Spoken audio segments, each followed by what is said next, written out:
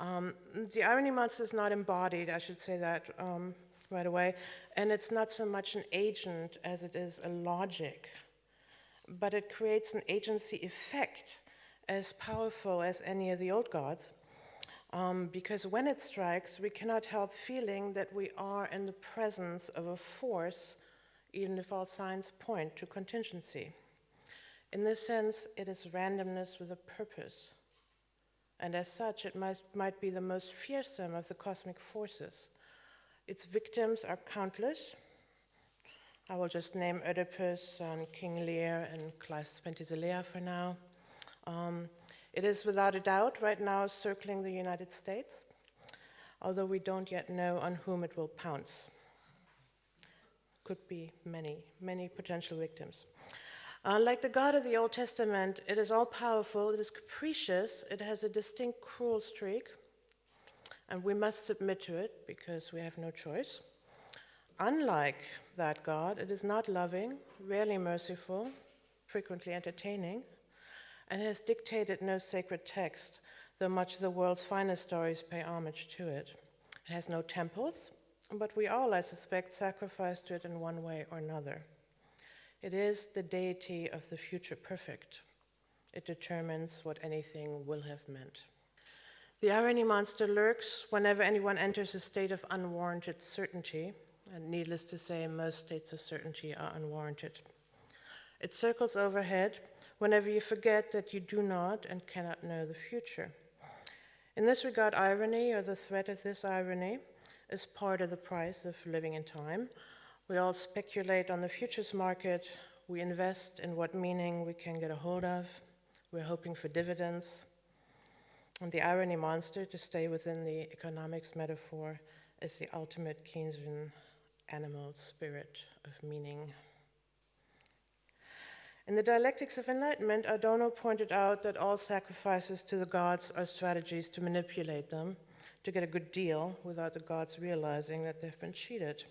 Quote, a human contrivance intended to control the gods. Now, what shape do sacrifices to the irony monster take? When we make them, we do not ask for love or peace or victory in war, obviously, but we ask for stability of meaning. Some of our sacrificial rituals, consequently, consist in the voluntary abandonment of meaning, like sacrificing one cow in the hope of getting many cows back. Have you ever hopped over the lines in the sidewalk because if you step on a crack, you break your mother's back? I don't know how international reference that is. I know I have. But not because I believe it. Nobody, I think, believes that you will break your mother's back when you step on a crack. When we hum that little rhyme to ourselves and take care just for a minute or two to skip, we know full well that our little dance will not affect our mother's health one way or another. Otherwise, we wouldn't stop skipping. We do it not despite the meaninglessness of the gesture, we do it, at least that's my thesis, because it is meaningless. We're engaging in a ritual of meaninglessness as an homage to it, because notwithstanding the reassurances of a few thousand years of monotheism, we know that the highest power is not the one that gives meaning, but the one that takes meaning away.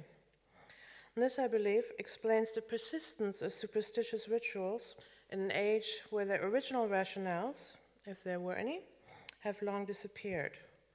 We make no sense in the hope of preserving sense, not because we actually believe that black cats are more ominous than squirrels, or that spinning in a circle 7 times will end bad luck spells. Slavoj Žižek has suggested that such practices signal the displacement of belief into the subject supposed to believe, or in a submission to the big other, but I think the logic is different. We do not believe that someone else believes that stepping on the crack will break our mother's back either. In fact, belief is fully irrelevant to these practices. They are, on the contrary, directed at precisely the absence of any credibility. Their pointlessness is the point. They are an ironic offering to irony. Now, a word on irony, because it can obviously mean so many things. In this context, irony does not primarily mean the rhetorical figure, but a material one, a figuration of events rather than of speech, even though it often only emerges in the telling. And even though the irony monster certainly does love a nice linguistic ambiguity.